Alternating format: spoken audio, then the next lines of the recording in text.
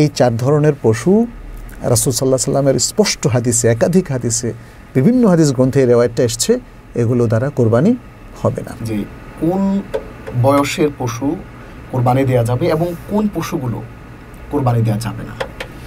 আলহামদুলিল্লাহ, সাল্লাতু ওয়াসসালামু আলা রাসূলিল্লাহ ওয়া আলা আলিহি ওয়া আসহাবিহি ওয়া মাওয়ালা। অত্যন্ত গুরুত্বপূর্ণ এবং প্রাসঙ্গিক কোরবানির সাথে একটা প্রশ্ন তিনি করেছেন।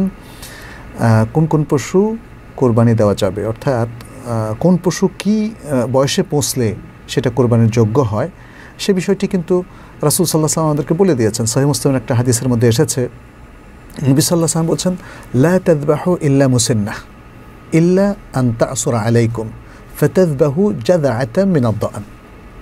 যে তোমরা মুসিন্নাহ অর্থাৎ বয়সে পৌঁছে গেছে, যে বয়সে পৌঁছলে উপযুক্ত হয়ে যায় জবেহ করার জন্য, কোরবানি করার জন্য, সেরকম মুসেন্না ছাড়া কোনো পশু জবেহ করো না। গবাদি পশুর মধ্যে তাহলে উট মুসেন্না কোনটা? উটের মুসেন্না হলো, অর্থাৎ পরিণত বয়স হলো 5 বছর। গরুর জন্য পরিণত বয়স হলো 2 বছর এবং ছাগলের জন্য পরিণত বয়স হলো 1 বছর। এটা হলো তার কোরবানি করার জন্য উপযুক্ত বয়স।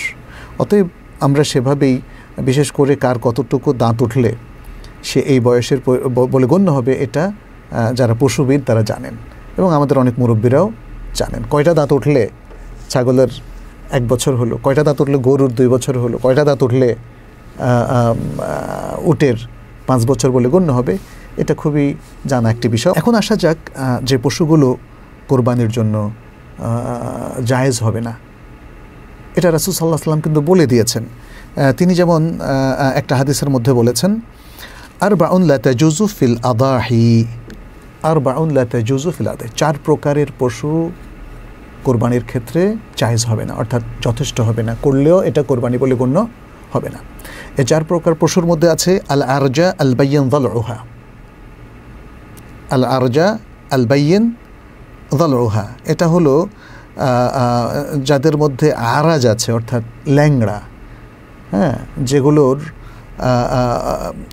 এই যে ল্যাংড়া হওয়ার বিষয়টা স্পষ্ট, সে সুস্থ না, তার শরীর অঙ্গ প্রত্যঙ্গ কোনো একটা ভাঙা। আচ্ছা, আরেকটা হচ্ছে আল আওরা আল বাইয়িন আওয়ারুহা, যার অন্ধত্ব স্পষ্ট, অন্ধ। এই অন্ধর মধ্যে পড়ে যে হয়তো 1 চোখ অন্ধ অথবা 2 চোখ অন্ধ, অথবা 1 চোখের মধ্যে সে ভালো করে দেখে না, সেটা স্পষ্টভাবে দর্শকদের সামনে সেটা স্পষ্ট হয়ে যায়। এবং আরেকটা হলো ওয়াল মারিদা আল বাইয়িন মারাদুহা, সেই ধরনের অসুস্থ পশু যার রোগটা খুবই স্পষ্ট। যেমন অনেক সময় পশুর যে রোগ হয় সেটা কিন্তু চোখে দেখেও বোঝা যায়। সেই ধরনের স্পষ্ট রোগ যদি থাকে তাহলে এটা কোরবানির জন্য যথেষ্ট হবে না।